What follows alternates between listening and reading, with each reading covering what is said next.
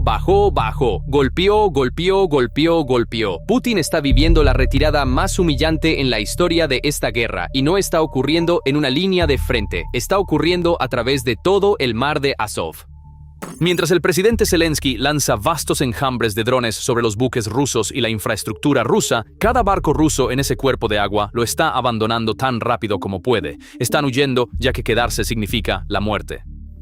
Hace días, el mar de Azov tenía toda la densidad de un mar comercial ordinario. Alrededor de 120 embarcaciones trabajaban en él, en su mayoría barcos de carga, el resto petroleros. Entonces comenzaron los ataques. Según Magyar, comandante de las fuerzas de sistemas no tripulados de Ucrania, 90 embarcaciones rusas fueron atacadas entre el 6 y el 12 de julio en una sola semana. En promedio, un petrolero, remolcador, ferry o buque de carga cada 112 minutos. No son objetivos elegidos al azar. La mayoría son petroleros en listas de restricciones internacionales, cascos utilizados durante años para perforar el embargo.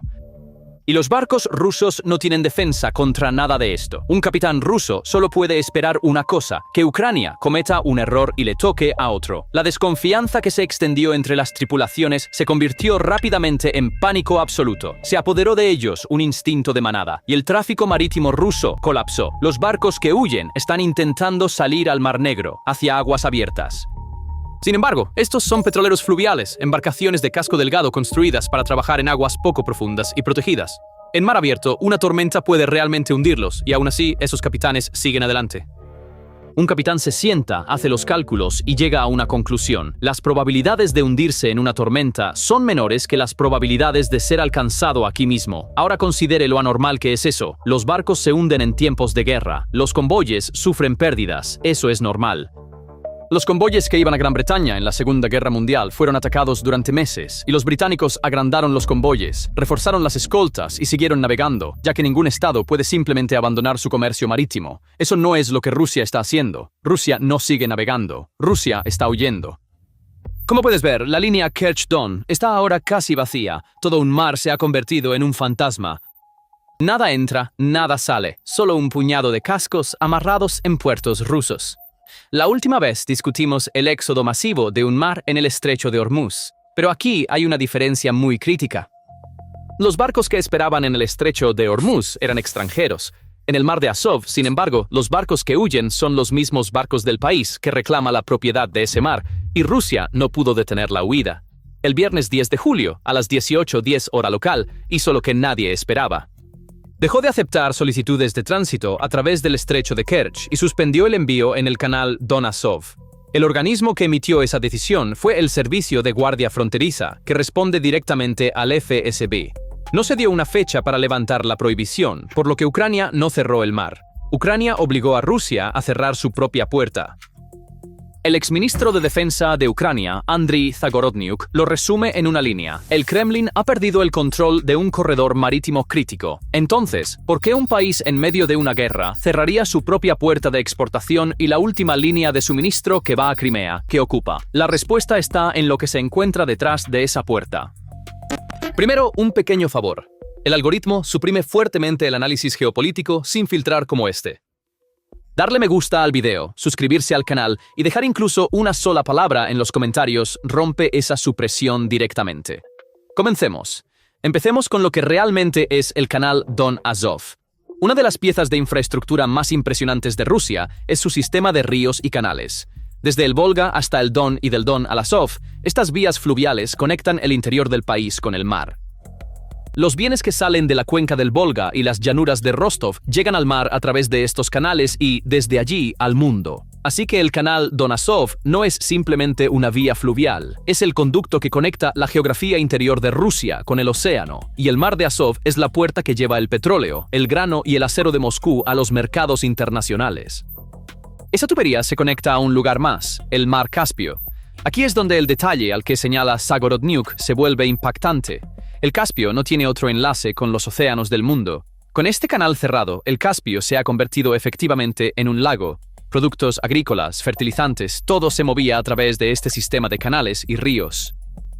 La pequeña flotilla del Caspio de Rusia está atrapada junto con ella. Según el mismo funcionario, el bloqueo está afectando tanto a los buques militares como a los comerciales, incluidos los barcos que transportan grano robado del sur ocupado de Ucrania y enviado desde los puertos de Berdiansk y Mariupol. También ofrece un pronóstico. El próximo objetivo podría ser Novorossiysk, en el Mar Negro. En resumen, el cierre de un solo canal ha bloqueado la puerta de exportación de Rusia, su línea de suministro militar y su flotilla del Caspio, todo a la vez. Cuando un petrolero es atacado, la mente piensa en petróleo. La gente dice que Rusia está perdiendo dinero y sigue adelante, pero la historia aquí no es el dinero. Estos barcos estaban transportando combustible a Crimea. No solo combustible, aceite de motor, material de suministro y todo lo que las unidades rusas necesitan para seguir operando. Lo que se está atacando no es un buque mercante, es la arteria del ejército ruso en una península ocupada, y esa arteria ya estaba estrechada. El corredor terrestre hacia Crimea ha estado dentro del alcance de ataque de Ucrania durante meses. El puente de Kerch está en la parte superior de la lista de objetivos, volviéndose más frágil con cada reparación. Cuando se golpearon las terminales de combustible, Rusia se vio obligada a mover combustible por mar. Completa el panorama. Rusia no puede traer combustible por tierra, así que lo trae por mar. Para traerlo por mar, utiliza estos pequeños buques cisterna fluviales, y esos buques se mueven en formación cerrada a través de un mar sin defensa. Hay un nombre para eso, patos en un estanque, objetivos esperando ser golpeados. Rusia no lo sabía, por supuesto que lo sabía, no tenía otra opción. Así es como se ve la desesperación en la guerra, verse obligado a hacer precisamente lo que sabes que no debes hacer. Esta flota tenía una función más, y esa es la verdaderamente crítica. Ucrania ha pasado meses atacando las terminales de petróleo de Rusia, haciendo que sea demasiado peligroso para que los grandes petroleros de la flota sombra atraquen y carguen. Rusia había encontrado la solución. Estos pequeños barcos tomarían el combustible del puerto y lo transferirían a los grandes petroleros en el mar. Entonces, esta flota era el brazo de carga, no solo de Crimea, sino de todo el sistema de evasión de sanciones de Rusia. Ese brazo ha sido cortado, y cuando un eslabón de una cadena se rompe, la solidez del resto no cuenta para nada, que es la idea central de este video. Ucrania no está contando barcos, Ucrania está cerrando funciones. Una nota más, Ucrania no está hundiendo estos buques, los está deshabilitando. Esa es una elección deliberada. Un petrolero hundido derrama petróleo en el mar, y ese derrame perjudicaría a Ucrania, el país más dependiente del Mar Negro por encima de todo. Así que esta es una campaña dirigida por cálculo, no por ira. Un breve descanso. Si has llegado hasta aquí, un me gusta y un comentario de una palabra ayudan a que este análisis llegue a muchas más personas, ya que ahora estamos llegando a la visión más amplia. A principios de este mes, en la cumbre de la OTAN en Ankara, Zelensky dijo algo que hizo que todos se pusieran de pie. Ucrania ha destruido por completo la idea de que Rusia tenga una retaguardia estratégica. No tomes esa línea a la ligera, ya que dentro de ella se encuentra una afirmación que cambia toda la lógica de esta guerra. Rusia nunca ganó en la historia porque tuviera el mejor ejército. Ganó porque tenía profundidad. Napoleón vino, Rusia cedió terreno y ganó tiempo. Hitler vino y sucedió lo mismo. En el corazón de la doctrina militar rusa siempre estuvo esto. La línea del frente puede caer, pero la retaguardia es sagrada. Las fábricas funcionan, los trenes se mueven, los depósitos se llenan y el tiempo perdido eventualmente devora al enemigo por completo. Esa retaguardia sagrada ya no existe. Un dron ahora llega a Siberia hasta Omsk. Las refinerías arden, los depósitos explotan. Los cruces ferroviarios se detienen. Los miles de kilómetros de profundidad de Rusia ya no son un refugio, son un campo de tiro abierto. Lo que está sucediendo en el Azov es precisamente la parte marítima de eso. Para ver cómo funciona, observe la arquitectura de ataque de Ucrania. Hay dos capas. Drones de alcance medio barren de 100 a 300 kilómetros detrás del frente, depósitos de combustible, nodos ferroviarios, puestos de mando, sitios de municiones. Las plataformas de largo alcance van más profundo, refinerías, estaciones de bombeo, puertos. Así golpean el grifo, la tubería y la fuente al mismo tiempo. Ahora, nota la verdadera sutileza aquí. Ucrania no está tratando de matar al soldado ruso, está matando el calendario del soldado ruso. Un ejército moderno funciona como un reloj. El combustible llega en este día, la munición se distribuye en ese día, la rotación ocurre en esa semana. Todo el plan de guerra se construye sobre ese ritmo. Cuando un camión de combustible es alcanzado, lo que se pierde no es el camión, es el ritmo. El vehículo blindado que espera ese combustible espera. El generador se queda en silencio. El vehículo de evacuación no puede realizar una tarea. Cuando un cruce ferroviario se cierra, un tren no se retrasa. Todo el horario detrás de él se desmorona. La carga se acumula en otras líneas y los tiempos de entrega se vuelven impredecibles. Entonces, cada golpe se convierte en el frente en horas y días. Este enfoque tomó forma sistemática con la campaña de 40 días que Zelensky aprobó el 25 de junio. Los ataques de largo y medio alcance se fusionaron bajo un solo plan, con el objetivo de aplicar presión ininterrumpida a la capacidad de Rusia para sostener la guerra. Y mira el mapa de esa campaña. Subestaciones transformadoras en Crimea, refinerías dentro de Rusia, petroleros en el Azov, nodos logísticos alrededor de Rostov. Estas no son 4 historias separadas. Ucrania los ve como arterias de un solo organismo que alimenta a un grupo de guerra ruso de 700.000 efectivos. Los productos no pueden ser procesados en la refinería, no pueden ser distribuidos desde el depósito, no pueden ser movidos por mar, no pueden ser transportados a través de Kerch. 4 eslabones de la cadena se presionan a la vez. Ahora, lo que eso significa en el frente, ya que es donde ocurre la ruptura. Un soldado ruso no sigue las reglas de navegación en el canal de Donasov, no lee Reuters y no sabe el precio del trigo. Él ve que el camión de combustible no ha llegado, ve que el generador funciona por periodos más cortos, ve que el vehículo de evacuación de heridos se retiene para alguna otra tarea. Su comandante dice que los suministros llegan mañana y el convoy no viene. Dice que la rotación es la próxima semana y no llega ninguna unidad nueva. Y después de cierto punto, ese soldado deja de creer en el calendario que le dan. Así es exactamente como se desmoronan las estructuras militares. Lo que rompe una unidad no siempre es la artillería que cae sobre ella. La mayoría de las veces es la silenciosa convicción de que el sistema detrás de ella ha dejado de funcionar. Una vez que esa convicción se establece, el número de hombres que se rinden comienza a aumentar. La resistencia ha perdido su sentido. Rusia tiene otro problema aquí. El canal puede reabrirse, los barcos pueden ser reemplazados, las refinerías pueden ser reparadas. Lo que decide las cosas en la psicología militar, sin embargo, no es si una carretera se cierra para siempre, es la imposibilidad de estar seguro de que estará abierta en el momento en que se necesite. Y aquí surge el objetivo final. Zelensky llama a estos ataques sanciones de largo alcance. El objetivo no es derrotar a Rusia en el campo de batalla, es hacer que continuar la guerra sea inasequible, golpea la refinería y el presupuesto se ajusta. Fuerza el cierre del canal y las exportaciones se detienen, corta el suministro y el ejército se desintegra. Esa es una forma de terminar una guerra, y el día que el Kremlin no tenga otra opción que sentarse a la mesa, la razón no se encontrará en la línea del frente, sino en este mapa. Coloca todo esto sobre Crimea en el mapa y la imagen se aclara. Hay 3 vías hacia Crimea. Primero, el corredor terrestre, la carretera que va desde Rostov a través de Mariupol y Melitopol por territorio ocupado. Segundo, el puente de Kerch. Tercero, el mar. El corredor terrestre está dentro del alcance de ataque de Ucrania. Cada convoy está en riesgo. El puente es una de las estructuras más frecuentemente atacadas de la guerra, volviéndose más frágil con cada reparación. Y ahora el tercer camino también se ha cerrado, en parte por los ataques, en parte por decisión de Rusia. Cuando se cortan todas las líneas de conexión de una península, deja de ser una península, se convierte en una isla, y una isla es lo más caro que hay para defender en una guerra. Yevgenia Gaber del Atlantic Council describe la estrategia de Ucrania exactamente en esos términos: aislar Crimea y convertirla en una isla. La península también se está quedando a oscuras. En la campaña Crimea Breaker, 5 subestaciones eléctricas fueron atacadas en una sola noche: Berehov, Saki, Mainaki, Novozirne y Medvedive. En cuanto al combustible, la situación hace tiempo que llegó al límite. La administración de ocupación no ha vendido gasolina a civiles en Crimea desde el 21 de junio. El combustible va solo a las instituciones estatales que brindan servicios esenciales y seguridad. La temporada turística se ha colapsado y los conductores se ven obligados a cruzar al continente para llenar sus tanques, lo que significa que el ejército se está alimentando al retirar combustible de los civiles. Esa fuente también tiene límites, y no olvidemos que Crimea no es solo una base militar. Cerca de 2 millones de personas viven allí. Aislar una península puede tener sentido militar, pero siempre hay un costo humano. La conclusión militar es esta: Crimea es el corazón logístico del frente sur de Rusia. Una parte significativa del apoyo que fluye hacia las líneas de Zaporilla y Jersón se alimenta desde allí.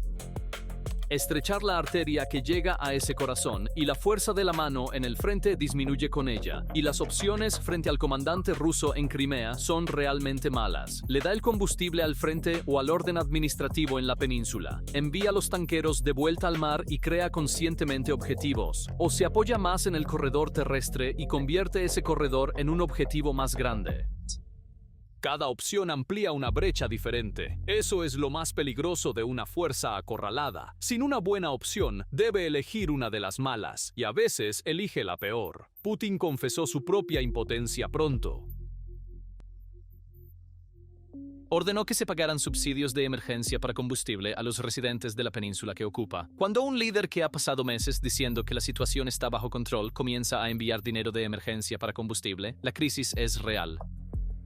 Entonces, ¿dónde estaba la flota del Mar Negro de Rusia durante todo esto? En ninguna parte. Los drones navales ucranianos encerraron a esa flota en sus puertos hace años. En algunos puertos, los rusos hundieron sus propios barcos para sellar la entrada.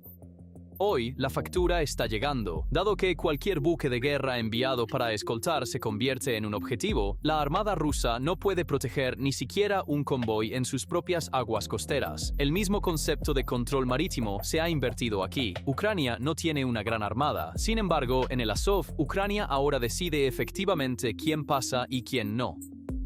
Cuando Rusia cerró ese canal, no solo detuvo su suministro militar, cortó una arteria de su economía, y esa arteria fluye directamente hacia el presupuesto de guerra del Kremlin. Considera la imagen. Rusia es el mayor exportador de trigo del mundo, vendiendo aproximadamente 45 millones de toneladas de grano en los mercados mundiales cada año. Según los analistas de mercado, una cuarta parte de eso sale por el mar de Azov. Las dos regiones de grano más productivas del país, Rostov y Krasnodar, se encuentran justo en esa costa, por lo que la distancia entre el campo y el puerto es casi nula. ¿Qué pasó cuando el canal se cerró? Los barcos de grano quedaron atrapados en los puertos de Azov. Tienen carga, tienen compradores, tienen contratos y ninguna puerta por la que salir. En un sistema de exportación, lo más caro que hay es un barco cargado parado. El mercado lo vio instantáneamente.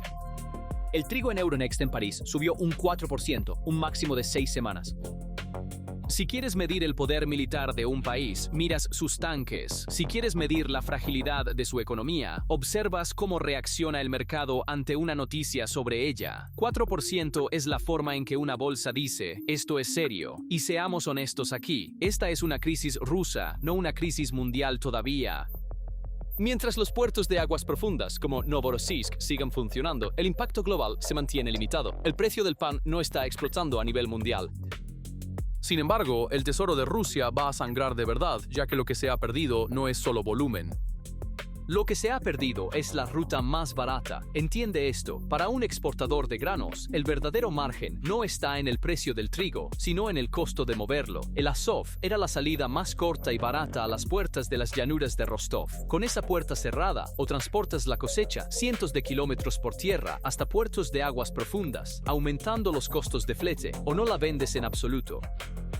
En cualquier caso, el comprador no pagará la diferencia. El exportador ruso la asume. Agrega las primas de seguro a eso. Cuando los barcos son atacados cada 112 minutos en un mar determinado, el seguro para cualquier embarcación que navegue allí se vuelve ruinoso, o ningún asegurador lo ofrece en absoluto. Ucrania ha creado efectivamente una segunda capa de sanciones sin disparar un tiro. El embargo de Occidente fijó el precio del petróleo ruso, y los drones de Ucrania hicieron que el comercio ruso fuera inasegurable. Y no olvidemos que, para Rusia, el grano no es solo dinero, es diplomacia. El trigo ruso que va a Egipto, Argelia, África subsahariana y el Medio Oriente ha sido un instrumento de influencia que Moscú ha utilizado durante años. Suministras grano barato y a cambio obtienes un voto en las Naciones Unidas, una base, un acuerdo portuario. Si una pata de la influencia de Rusia en África son los mercenarios, la otra es el trigo. Cuando ese trigo no puede salir, el Kremlin no solo está perdiendo ingresos, está perdiendo una de las cartas sobre la mesa. Ahora, volvamos a la crisis que se presenta dentro de Rusia, ya que para el agricultor ruso la situación es mucho más dolorosa. Esta es la temporada de cosecha de trigo de invierno, la única ventana crítica en el año, y una que no se puede recuperar si se pierde. Sin embargo, la campaña de refinería de Ucrania ha dejado al país con escasez de diésel, y el diésel que se puede encontrar es caro.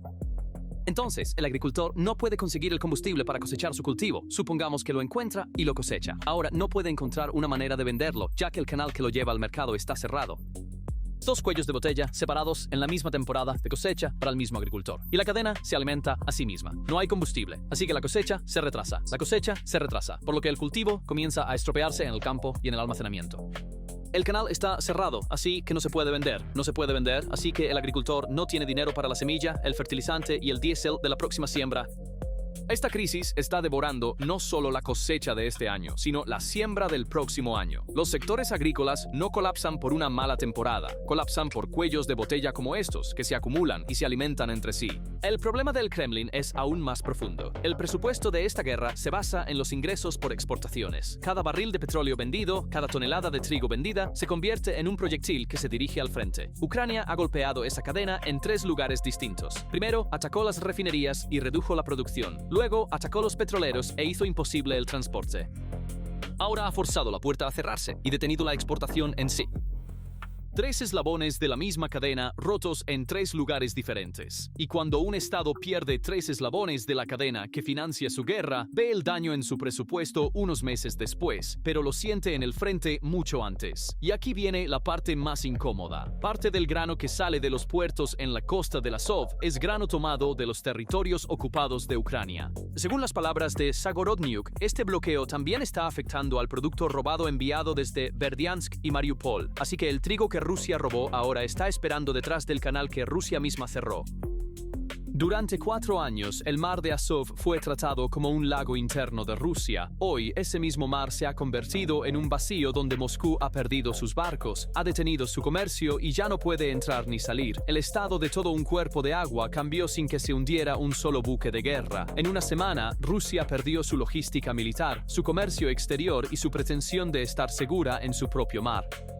Un país que pierde los 3 a la vez ya no está librando una guerra, está tratando de gestionar el daño. Y mientras todo esto se desarrolla, no olvidemos que, mientras Rusia intenta compensar esta pérdida, sigue atacando a civiles ucranianos. La semana pasada, en el suburbio Visnev de Kiev, 9 civiles perdieron la vida y 280 edificios resultaron dañados. Cualquiera que sea el lado que gane cualquier mar, son los civiles quienes pagan el precio de esta guerra. Cuando un mar se cierra, lo que lo reabre nunca son solo barcos, es la creencia sobre quién controla esas aguas, y eso es precisamente lo que Moscú ha perdido en el Azov. Entonces, ¿qué piensas? ¿Podrá Putin reabrir esta puerta o el Azov seguirá siendo un mar muerto hasta el final de la guerra? ¿Y qué hará ese ejército en Crimea cuando sus tanques se queden completamente secos? Comparte tus pensamientos en los comentarios. Leemos cada uno. Para mantenerse informado de los análisis exclusivos de PPR Global como este, por favor suscríbase a nuestro canal y active las notificaciones. Gracias por elegirnos. Gracias por elegirnos. Gracias por elegirnos.